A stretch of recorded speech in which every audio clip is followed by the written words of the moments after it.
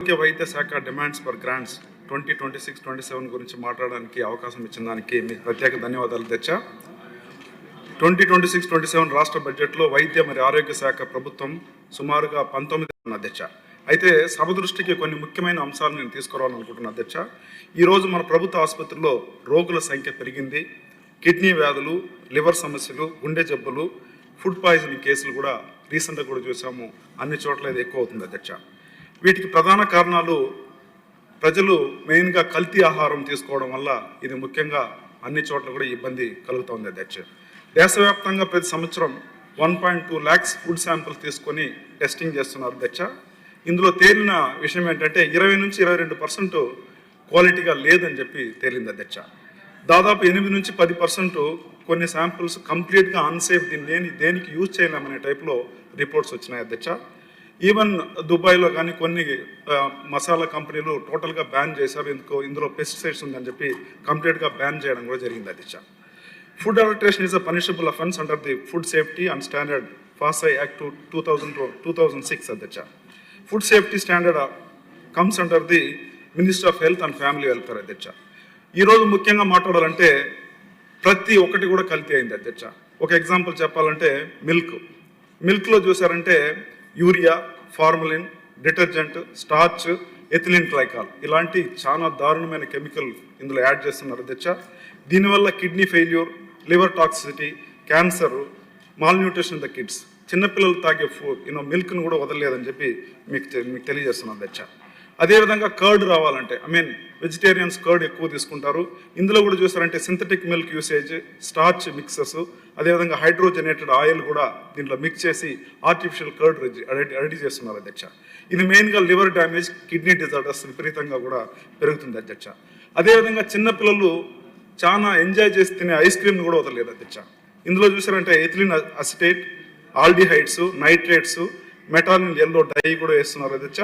GSM అనే ఒక petrochemical కూడా సాఫ్ట్నెస్ రావడానికి పెట్రోకెమికల్ యూజ్ చేస్తున్నారు అధ్యక్ష. ఇది మెయిన్గా పిల్లలకి డైజెస్టివ్ డిజార్డర్స్, అదేవిధంగా క్యాన్సర్ కాజింగ్ రిస్క్ కూడా విపరీతంగా ఉందని చాలా ఆర్టికల్ వస్తున్నాయి అధ్యక్ష. అదేవిధంగా హనీ, బటర్ అని మనం తీసుకుంటాం, నార్మల్గా జామ్ వేసుకొని తీసుకునే దాంట్లో కూడా sugar syrup, artificial sweetness, synthetic yellow colouring agent వేస్తున్నారు అధ్యక్ష. దీనివల్ల మెయిన్గా ఒబేసిటీ, అదేవిధంగా చూసారంటే డయాబెటిక్ రిస్క్ కూడా, డయాబెటిక్ విపరీతంగా పెరుగుతుంది అధ్యక్ష. ఇవన్నీ కూడా కంట్రోల్ చేసే బాధ్యత మనకుంది. అదేవిధంగా వెజిటబుల్ని కూడా వదలలేదు అధ్యక్ష. వెజిటబుల్లో చూస్తారంటే తొందరగా రావడానికి ఆక్సిటోసిన్ అని ఇంజెక్షన్ ఇస్తున్నారు. అదేవిధంగా మార్కెట్లో ఈ వెజిటబుల్స్ వచ్చి మంచిగా ఫ్రెష్గా ఉండడానికి మ్యాలకైట్ గ్రీన్ అనే ఒక డై కూడా దాంట్లో కలిపి దాన్ని ఏం చేస్తున్నారంటే మార్కెట్ చెప్పండి సార్. సో ఇవన్నీ కూడా మొత్తం కూడా ఫుడ్ అంతా కూడా స్పాయిల్ అయింది అధ్యక్ష. దీనివల్ల చాలా హెల్త్ డిజార్డర్స్ ఉన్నాయి. అదేవిధంగా మనం తినే ఆహారం, డ్రై ఫ్రూట్స్ కానీ, అదేవిధంగా ఇవన్నీ కూడా మొత్తం కూడా కల్తీ అయిపోయింది. పెస్టిసైడ్స్ కూడా ఎక్కువ యూజ్ చేయడం వల్ల ఎండోసాల్ఫిన్, థయోడిన్, ఈ విధంగా చాలా ఫంగిసైడ్స్, బ్యాక్టీరిసైడ్స్ ఇవన్నీ కూడా యూజ్ చేయడం వల్ల హెవీ మెటల్స్ వల్ల నిజంగా cancer, infertility, neurological disorders, hormonal imbalance ఇవన్నీ కూడా జరుగుతుంది అధ్యక్ష. తొందరలోనే వస్తున్నాను, ఏం చేయాలని చెప్తాను అధ్యక్ష. అదేవిధంగా చికెన్ మనం తింటాం అధ్యక్ష. చికెన్లో కూడా చూసారంటే యాంటీబయాటిక్స్ వచ్చి, ఇప్పుడు సూపర్ మార్కెట్లో పోయినట్టు చికెన్ ఉంటుంది, అది చెడిపోకుండా ఉండడానికి చికెన్లో యాంటీబయాటిక్ విపరీతంగా డోసేజ్ ఎక్కువ ఇచ్చి దాన్ని అట్నే ప్రిజర్వ్ చేస్తారు. అన్నిట్లో కల్తీ ఉందని ఒక్క మాటతో పోయింది. సో ఇవన్నిట్లో కల్తీ ఉంది అధ్యక్ష. ఈవెన్ ఫిష్ కూడా చెడిపోకుండా ఉండడానికి ఫార్మలిన్లో అంటే డెడ్ బాడీని ప్రిజర్వ్ చేసే ఫార్మలిన్ యూజ్ చేస్తున్నారు అధ్యక్ష. ఫిష్ కూడా చెడిపోకుండా ఉండడానికి ఇది చాలా డేంజరస్, కిడ్నీ లివర్ని కూడా డ్యామేజ్ చేస్తుంది అధ్యక్ష. సో కాబట్టి ఇవన్నీ ఉన్నాయి కాబట్టి సో దయచేసి మనం దీనిపైన సీరియస్గా తీసుకోవాలి, దీనిపైన అటెన్షన్ ఇవ్వాలి. నేను ఒకసారి యూకే వెళ్ళినప్పుడు హోటల్లో భోంచేస్తూ ఉంటే ఒక 2 డాక్టర్స్, ఒక మైక్రోబాలజిస్ట్ వచ్చారు అధ్యక్ష. వాళ్ళు ఫుడ్ శాంప్లింగ్ టెస్ట్ చేసి అక్కడే హోటల్కి సీల్ పెట్టడం జరిగింది. ఆ విధంగా మనం కూడా మన రాష్ట్రంలో కూడా తీసుకొస్తే బాగుంటుంది. మెయిన్గా మొన్న కూడా చూసామంటే ఫుడ్ పాయిజన్ అయింది. ఇందులో మెయిన్గా సాల్మనెల్లా, ఈకోలై, లిస్టర్, అదేవిధంగా స్టెఫలోకోకస్ ఆరియస్, అదేవిధంగా హెపటైటిస్ ఏ బ్యాక్టీరియా, వైరస్ ఇవన్నీ కూడా ఉంటాయి అధ్యక్ష. సో ఇక్కడ మనకు ఎడ్యుకేషన్ లేనందువల్ల ప్రాపర్గా ఒక డాక్టర్, ఒక మైక్రోబయాలజిస్ట్ వెళ్తే ఇది ఏముందని చెప్పి కనుక్కొని ఇమీడియట్గా ఆ పర్టికులర్ ఇండస్ట్రీకో లేదంటే ఆ పర్టికులర్ దానికి సీల్ పెట్టి మనం కఠినంగా చర్య తీసుకోవచ్చు అధ్యక్ష. సో కాబట్టి నేను ఒకటే ఏం కోరుతున్నానంటే, మన ఈస్ట్ గోదావరిలో కూడా మీరు చూశారు, కల్తీ పాలు తాగి సుమారుగా 4 మంది 4 మెంబర్స్ అయ్యారు. అదేవిధంగా 12 మెంబర్స్ వచ్చి హాస్పిటల్లో అడ్మిట్ అవ్వడం జరిగింది. సో మెయిన్గా నేనేం అడుగుతున్నానంటే సిస్టమిక్ ఛాలెంజెస్ మనకు ఉన్నాయి. సో డెఫినెట్గా వచ్చి lack of adequate food testing laboratories ఖచ్చితంగా కావాలి. స్ట్రెంగ్తన్ మనం FSI manpower enforcement strengthen చేయాలి. Upgrade laboratory testing and advanced testing తీసుకురావాలి. ఇంట్రడ్యూస్ స్ట్రిక్ట్ పెనాల్టీ హెవీ వాళ్ళపైన ఫైన్ వేయాలి. Cancel the licence if they violate the rules immediately cancel the licence. Conduct large scale of food safety awareness కూడా మనం మొత్తం కూడా చేస్తే బాగుంటుంది అధ్యక్ష. అందుకే వైద్య సేవలు మాత్రమే కాకుండా ప్రివెంటివ్ హెల్త్ కేర్ పై కూడా ప్రభుత్వం దృష్టి పెట్టాల్సిన అవసరం ఉంది అధ్యక్ష. ఆరోగ్య శాఖ మరియు అయిపోయింది అధ్యక్ష. ఆరోగ్య శాఖ మరియు ఫుడ్ సేఫ్టీ జాయింట్గా ఇన్స్పెక్షన్ చేస్తే బాగుంటుంది అధ్యక్ష. కమింగ్ టు ద కన్క్లూజన్, ఆహార భద్రత అంటే ప్రజల ఆరోగ్య భద్రత, ప్రజల ఆరోగ్య భద్రత అంటే రాష్ట్ర భవిష్యత్తు భద్రత. కాబట్టి కల్తీ రహిత ఆహార వ్యవస్థను మనం సిస్టమ్ను స్ట్రీమ్లైన్ చేయాలి. మన సీఎం గారు అడుగులు చెప్తూ విజన్ 2047లో ఈ సంబంధిత ఆరోగ్యవంతమైన సంపన్నమైన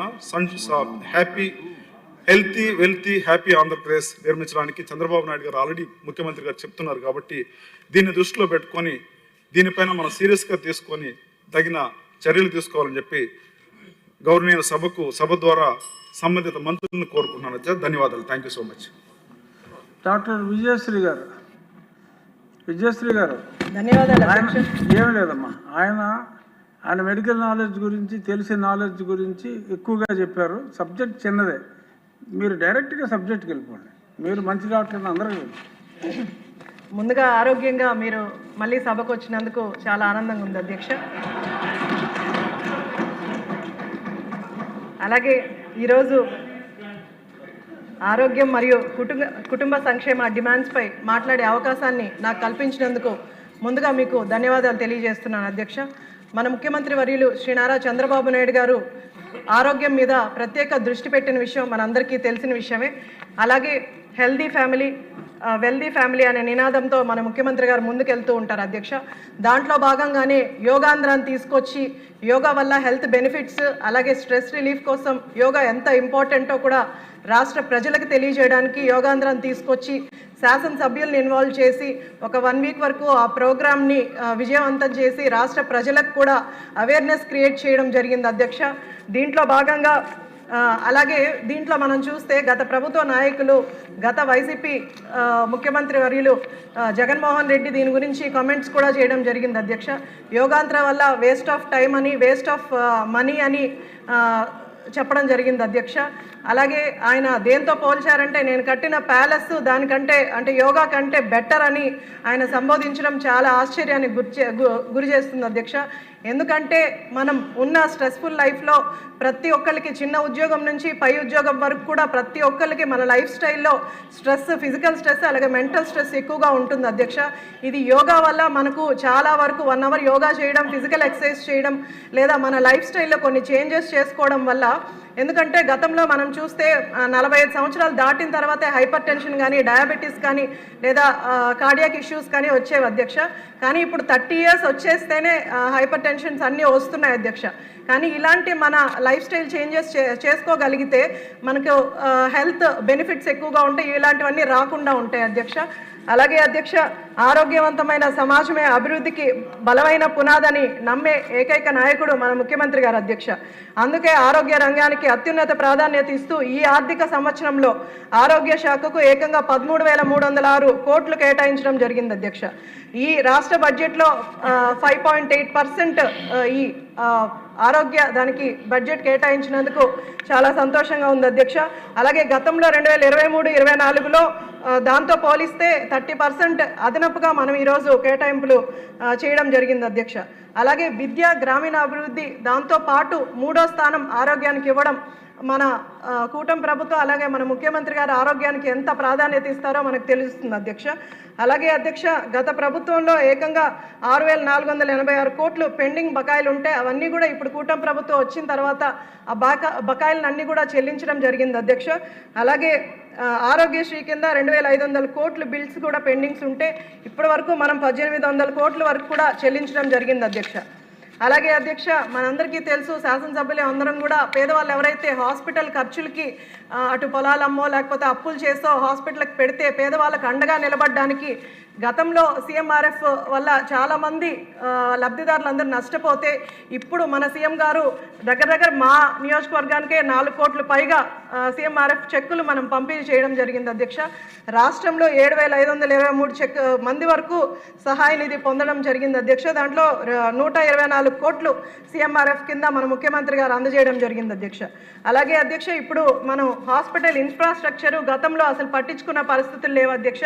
ఇప్పుడు మనం హాస్పిటల్ ఇన్ఫ్రాస్ట్రక్చర్ని కూడా డెవలప్ చేస్తూ ఈరోజు ఓపీకి వచ్చిన పేషెంట్స్ చైర్స్ కానీ, అలాగే మధ్యాహ్నం ఐపీ పేషెంట్స్కి భోజనాలు కానీ, అలాగే ఆర్ఓ ప్లాంట్స్ కానీ ఇవన్నీ కూడా మనం సప్లై చేస్తూ, అలాగే ఫ్రీ మెడికేషన్స్ కూడా సప్లై చేస్తూ, అలాగే ఈ ఇయర్ బడ్జెట్లో కూడా 3,066 కోట్లు కేటాయించడం జరిగింది అధ్యక్ష, ఓన్లీ ఇన్ఫ్రాస్ట్రక్చర్ వరకే. అలాగే గతంతో పోలిస్తే 1000 కోట్లు అధికంగానే మనం ఈరోజు ఇన్ఫ్రాస్ట్రక్చర్కి ఇవ్వడం జరుగుతుంది అధ్యక్ష. అలాగే దీనివల్ల అలాగే కొన్ని చెప్పారమ్మా, అవన్నీ వాళ్ళు చెప్పారు దేనికి ఎంత అలాట్ చేశారు. అలాగే మద్దతు ఉంటే మద్దతు, ఇంకేమైనా ఎక్స్ట్రా కావాలంటే ఎక్స్ట్రా ఇచ్చినవి వాళ్ళు చెప్పారు. అలాగే మనకు మా కాన్స్టిట్యున్సీలో కూడా కొన్ని హాస్పిటల్ ఎక్స్టెన్స్ అని కొన్ని కాంట్రాక్ట్ తీసుకొని బిల్డింగ్స్ కూడా కొంతవరకు కన్స్ట్రక్షన్ చేసి వాళ్ళకి అమౌంట్ రాక అలాగే బిల్డింగ్స్ పెండింగ్ ఉండిపోయాయి అధ్యక్ష. అవన్నీ కూడా మంత్రి గారు త్వరగా పూర్తి చేస్తే మనం ఓటీల ఎక్స్టెన్షన్ కూడా, ఎందుకంటే ఓటీస్ కూడా చాలా ఒకటే ఉన్నాయి, అలాగే చిన్నగా కూడా ఉన్నాయి, దాని ఎక్స్టెన్షన్కి కొంచెం ఉపయోగపడుతుందని తెలియజేస్తున్నాను అధ్యక్ష. అలాగే prevention is better than cure అని మన ముఖ్యమంత్రి గారు ఎప్పుడూ చెప్తూ ఉంటారు. దాంట్లో భాగంగానే ఈరోజు ప్రివెన్షన్ కోసం మనకు స్క్రీనింగ్ కానీ లేకపోతే ముందుగా ప్రీ డయాగ్నోస్టిక్ ఇన్వెస్టిగేషన్స్ అన్నీ కూడా చేయడం జరుగుతుంది అధ్యక్ష. దీంట్లో మనకు క్యాన్సర్స్ కానీ ఎక్కువగా ఇప్పుడు ఓరల్ క్యాన్సర్స్, బ్రెస్ట్ క్యాన్సర్స్, అలాగే సర్వైకల్ క్యాన్సర్స్ చూస్తున్నాం. ఇవన్నీ కూడా నివారించడానికి, అలాగే పాజిటివ్ వచ్చిన పేషెంట్స్ని హాస్పిటల్స్కి రెఫర్ చేయడానికి కూడా ఉపయోగపడుతుంది అధ్యక్ష. అలాగే 104 ద్వారా అన్ని డయాగ్నోస్టిక్ టెస్టులు కూడా చేస్తున్నాం. కానీ 108 వెహికల్స్ కొంత కొరత ఉందని మా నియోజకవర్గంలో అయితే కొరత ఉంది అధ్యక్ష. మేబీ రాష్ట్రంలో కూడా చాలా వరకు ఉంది. ఎందుకంటే రీసెంట్గా ఒక యాక్సిడెంట్ అయ్యి పేషెంట్ మా ఇంటి దగ్గర చనిపోతే పడిపోతే కొలాప్స్ అయిపోతే నేను మా వెహికల్లో హాస్పిటల్కి పంపించడం జరిగింది అధ్యక్ష. కానీ 108 సిబ్బంది ఉంటే మనకు బేసిక్ లైఫ్ సపోర్ట్ అందులోనే దొరుకుతుంది కాబట్టి వీలైనంత వరకు పేషెంట్స్ కొంత ఉపయోగపడతారు కాబట్టి 108 సిబ్బందిని, వెహికల్స్ని ఇంకొంచెం పెంచమని అడుగుతున్నాం. అలాగే డయాలసిస్ యూనిట్లు మా నియోజకవర్గానికి ఇస్తానని మినిస్టర్ గారు చెప్పారు, త్వరగా అది చేయమని అడుగుతున్నాం. అలాగే స్టాఫ్ కూడా కొంత కొరత ఉంది అధ్యక్ష, వాళ్ళని కూడా వీలైనంత వరకు అవి కూడా కంప్లీట్ చేయమని కోరుకుంటున్నాను.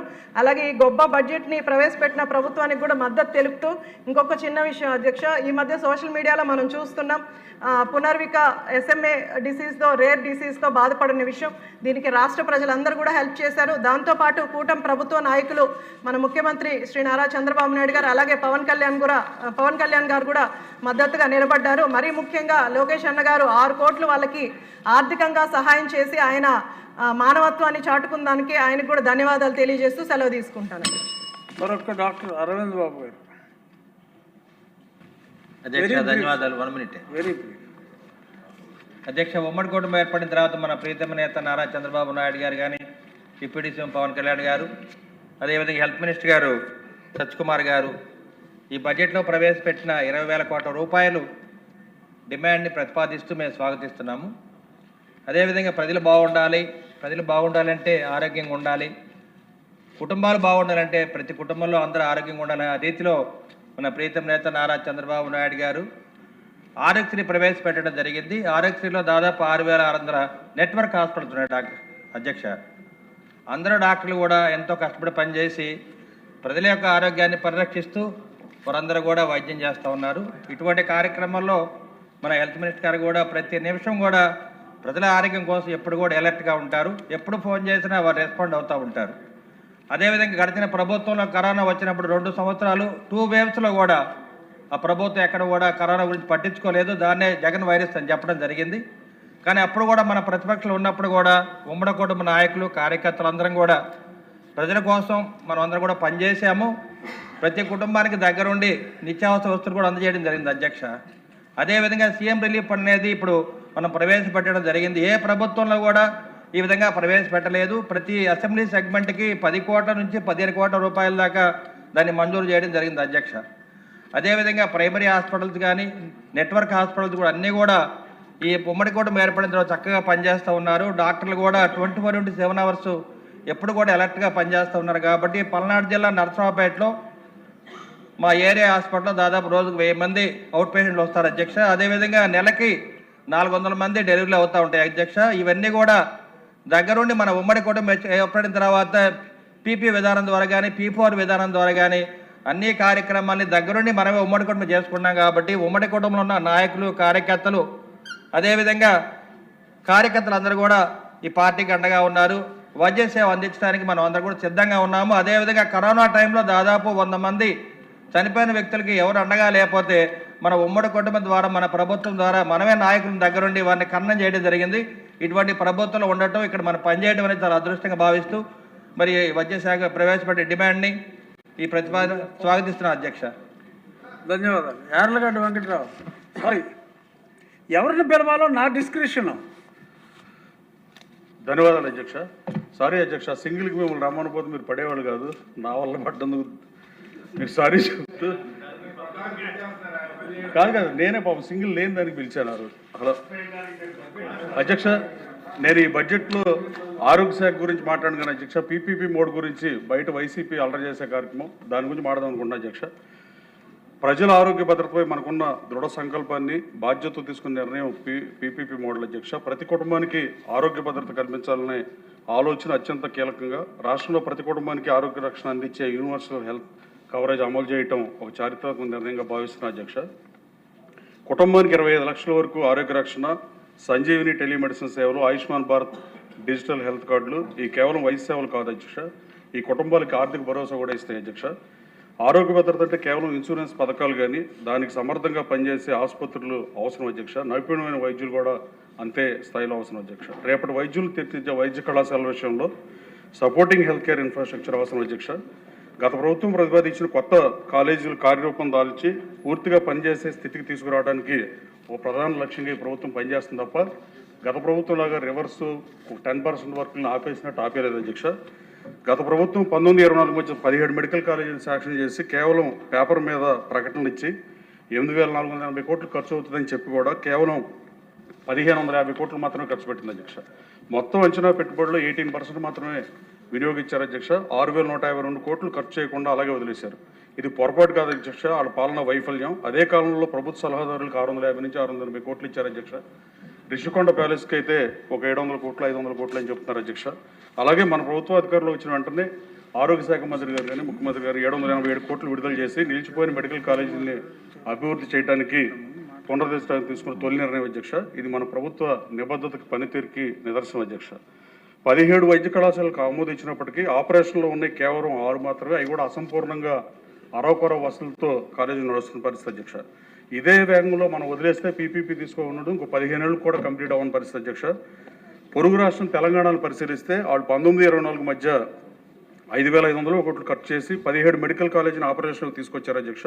వాళ్ళు ఫేజ్డ్ ఇంప్లిమెంటేషన్ చేశారు అధ్యక్ష. ఫైనాన్షియల్గా సస్టైనబుల్ మోడల్ని సెలెక్ట్ చేశారు. జిల్లా ఆసుపత్రులను కూడా కొత్త వైద్య కళాశాలతో అనుసంధానం చేసి కొత్త వ్యవస్థను తీసుకొచ్చారు అధ్యక్ష. అలాగే నేషనల్ మెడికల్ కమిషన్ ప్రమాణాల ప్రకారం టైర్ 2 నగరాల్లో MBBS సీట్ ఏర్పాటు చేయడానికి 2.8 నుంచి 3.2 crores ఖర్చు అవుతుంది అధ్యక్ష. అలాగే సుమారు 1 కోటి రూపాయలు ఈచ్ బెడ్కి ఖర్చు పెట్టాల్సిన అవసరం ఉంది అధ్యక్ష. 11 వైద్య కళాశాలలు మిగిలిపోయినట్టుని కంప్లీట్ చేయడానికి, నిర్మించడానికి కానీ పూర్తి స్థాయిలో 11,000 కోట్లు అవసరం అధ్యక్ష. దీనికి నిర్మాణ ఖర్చు కాకుండా 150 MBBS సీట్లు, 500 పడకల ఆసుపత్రి కొన్ని వైద్య కళాశాల, వార్షిక నిర్వహణ అన్ని కలిపితే ఒక 200 కోట్ల పైన అయితే 11 కాలేజీలకి మొత్తం 2,200 కోట్లు సంవత్సరానికి అయితే 10 years స్పాన్లో 27,500 కోట్లు ఖర్చు పెట్టే పరిస్థితి రాష్ట్ర ప్రభుత్వానికి లేదు అధ్యక్ష. అది వాళ్ళు తీసుకున్న అనాలోచన నిర్ణయం అధ్యక్ష. ఈ పరిస్థితిని పరిశీలించి మన ప్రభుత్వం ఆగిపోయిన వైద్య కళాశాలని నేరుగా కార్యాచరణలో తీసుకురావడానికి పీపీపీ మోడల్ తీసుకొచ్చిన పరిస్థితి అధ్యక్ష.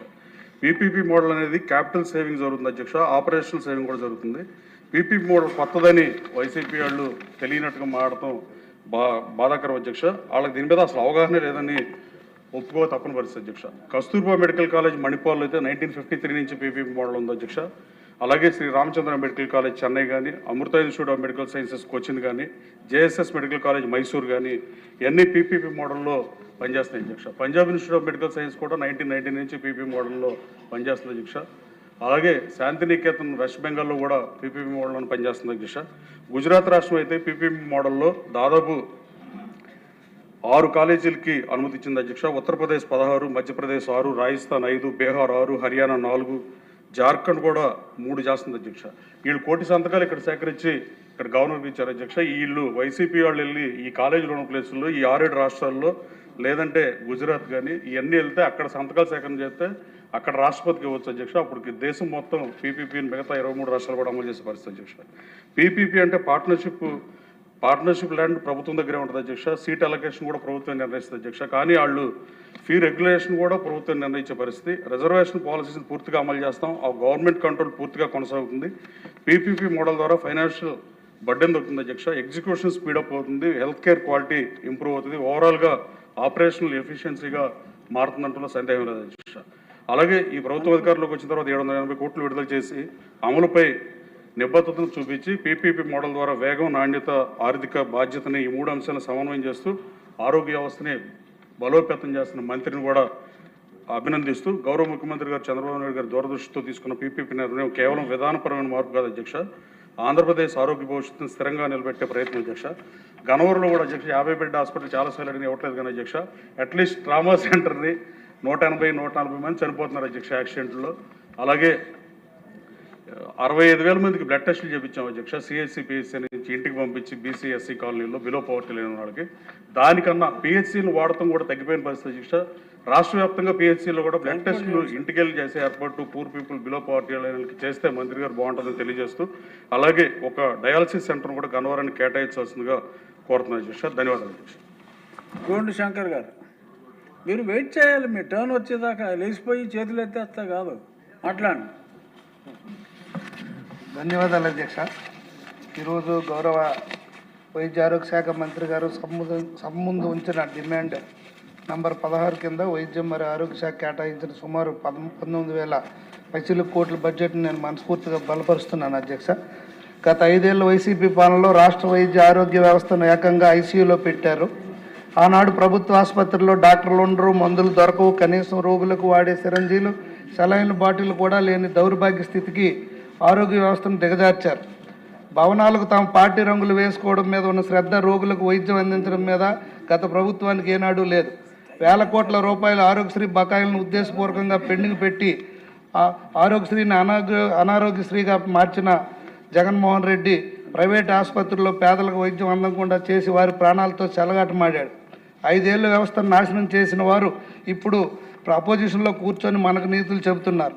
సామాన్య పేద ప్రజలకు కూడా కార్పొరేట్ స్థాయి ఆధునిక వైద్యం ఉచితంగా అందాలన్న సదుద్దేశంతో ఆసుపత్రుల్లో మౌలిక సదుపాయాలను మెరుగుపరచడానికి మన ప్రభుత్వం పీపీపీ మోడల్ తీసుకొస్తుంటే వీళ్ళకు కడుపు మంటగా ఉంది.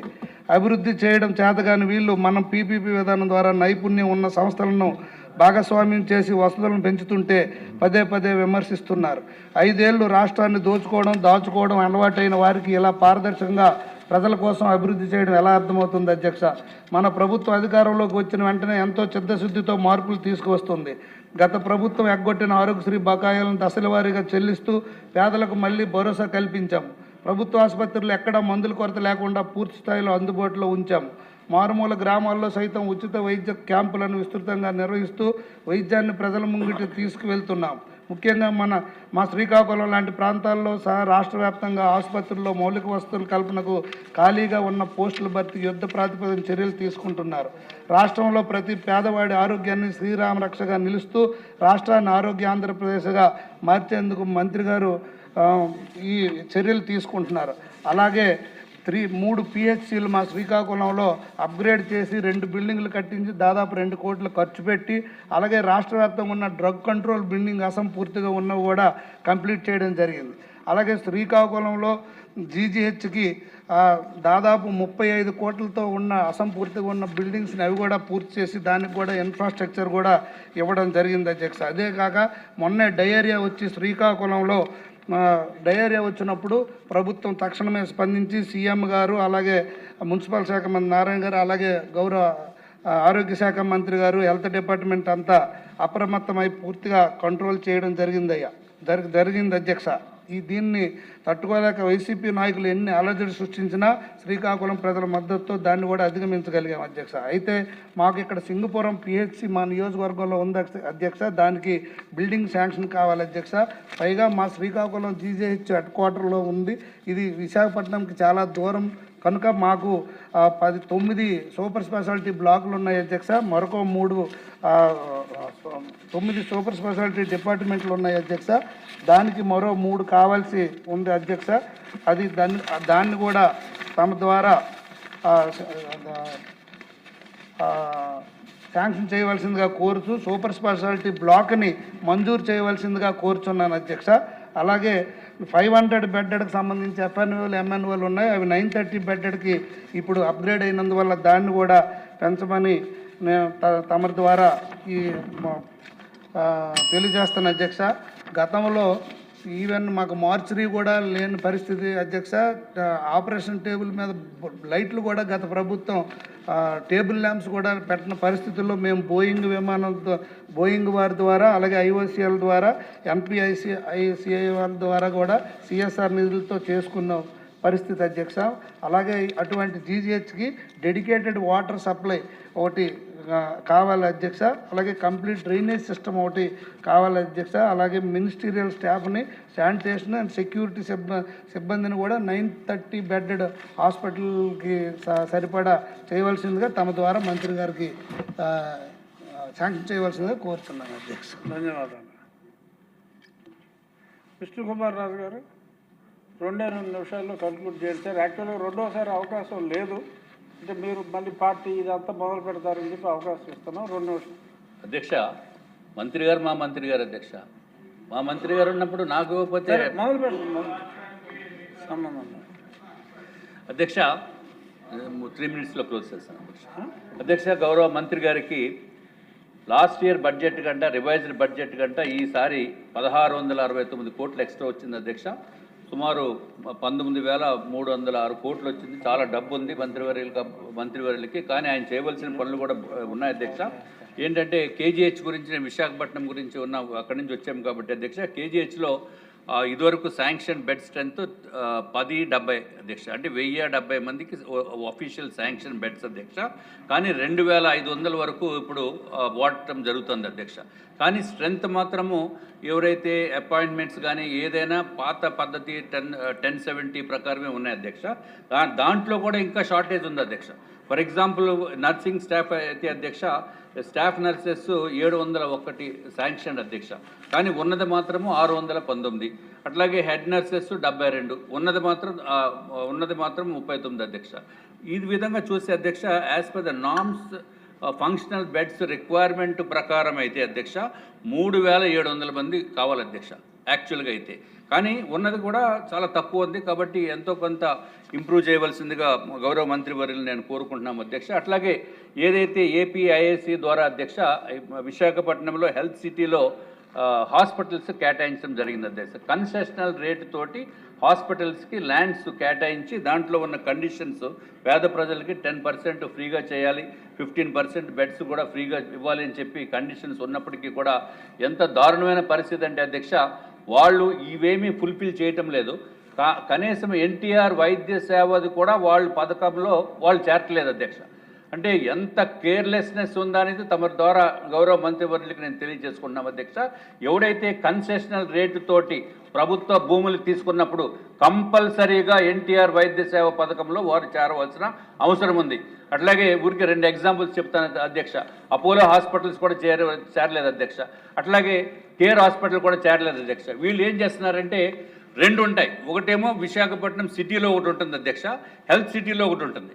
ఇక్కడేమో మామూలుగా ఎన్టీఆర్ ఆరోగ్యశ్రీలో చేరలేదు అధ్యక్ష. అట్లాగే కేర్ హాస్పిటల్ కూడా చేరలేదు అధ్యక్ష. వీళ్ళు ఏం చేస్తున్నారంటే 2 ఉంటాయి. ఒకటేమో విశాఖపట్నం సిటీలో ఒకటి ఉంటుంది అధ్యక్ష, హెల్త్ సిటీలో ఒకటి ఉంటుంది. ఇక్కడేమో మామూలుగా ఎన్టీఆర్ ఆరోగ్యశ్రీలో ఆరోగ్య వైద్య సేవలో పథకంలో వీళ్ళు ఉండరు అధ్యక్ష. అక్కడ హాస్పిటల్లో ఉంటారు. ఇక్కడికి వెళ్ళి ట్రీట్మెంట్ అంటే మీరు అక్కడికి వెళ్ళమంటారు.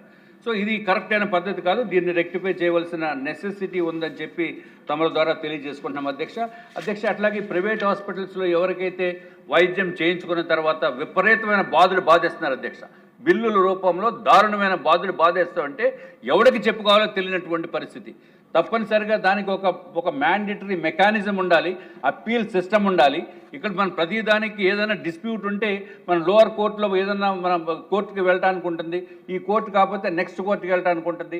ఆ విధంగా అప్పీల్ మెకానిజం లేకుండా వాళ్ళు ఎంత కావాలంటే అంత అది వేసేస్తే తప్పనిసరిగా కడితేనే కానీ బయటకు వచ్చే పరిస్థితి లేదు అధ్యక్ష. దీనికి గౌరవ మంత్రివర్యులు చర్యలు తీసుకోవాలని చెప్పి నేను కోరుకుంటే అధ్యక్ష. అలాగే 108 అంబులెన్సెస్ కూడా చాలా తక్కువ ఉంటున్నాయి అధ్యక్ష. మన విశాఖపట్నానికి తాకిడి ఎక్కువైపోయింది, వివిఐపీస్ ఎక్కువ వచ్చేస్తున్నారు అధ్యక్ష. అందుకు ఆ వివిఐపీస్ వచ్చేసిన వెంటనే ఒక అంబులెన్స్ పెట్టేస్తున్నారు అధ్యక్ష. ఉన్నవి ఏమో తక్కువ. అసలు కేజీహెచ్లో ఎవరినో ఒక పేషెంట్ని ఒక వార్డు నుంచి వేరే వార్డుకి షిఫ్ట్ చేయాలంటే లేదు అధ్యక్ష. చాలా దారుణమైన పరిస్థితి.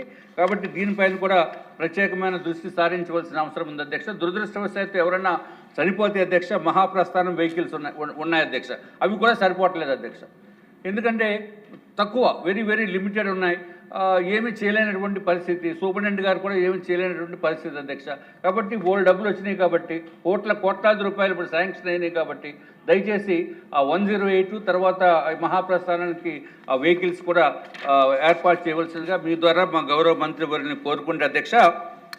అలాగే మా నియోజకవర్గంలో కూడా కొన్ని ఇష్యూస్ ఉన్నాయి అధ్యక్ష. ఒకసారి వారు ఎప్పుడైనా విజిట్ చేసినప్పుడు తప్పనిసరిగా తీసుకెళ్తాను. కొన్ని హాస్పిటల్స్ శాంక్షన్ చేయవలసిందిగా మీ ద్వారా నేను తెలియజేసుకుంటూ సెలవు తీసుకున్నాం అధ్యక్ష. మీ మంత్రి గారు గతంలో ఈ సమస్య కూడా చెప్పారు, సాల్వ్ అవ్వాలని ఆశిస్తున్నాం. ఇప్పుడు పరిశ్రమలు వాణిజ్య శాఖ మంత్రి గారి స్పందన.